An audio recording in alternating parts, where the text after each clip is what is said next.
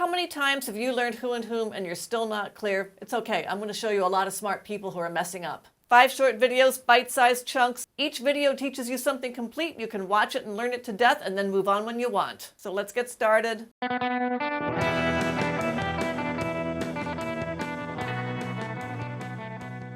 My native English-speaking students in particular want to know the difference between who and whom.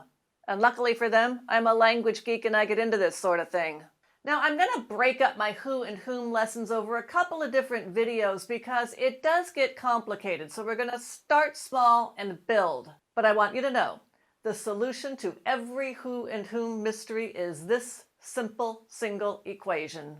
Who is a subject, whom is an object. That's it. That's the solution. Now, the trouble is, subjects and objects themselves can constitute something of a mystery. This is partly due to the complexities of English and partly due to our failing educational system, which no longer teaches these sorts of things. So we'll get started with some simple examples. The basic sentence structure I'm going to work with in this lesson is someone does someone. In this sentence structure, the doer is always the subject and the doee is always the object. So, subject does object. Well, like that. Firpo hit Dempsey. The subject is the hitter and the object is the hitee. Subject hit object. Let's do another one. Yeah, like that. Rick and Victor loved the same girl. The lovers, Rick and Victor, are the subject. The lovee, the same girl, is the object. Subject loved object. And it's kind of crowded in here now because Mona Lisa fascinates everyone. The fascinator is the subject, the fascinatee is the object. Subject fascinates object.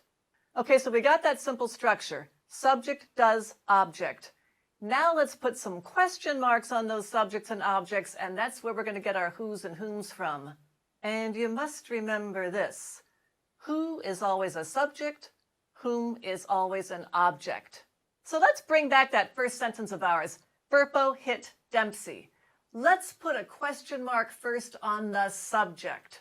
What's behind that question mark? Who or whom? I know you'll knock it out. Who hit Dempsey?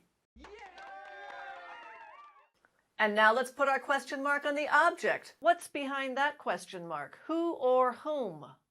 Whom, whoops, oh, whoa, did Firpo hit? You can order those questions either way. Let's bring back this example. We know who our subject is, Rick and Victor. So let's put a question mark on that subject and ask the question, who loved the same girl?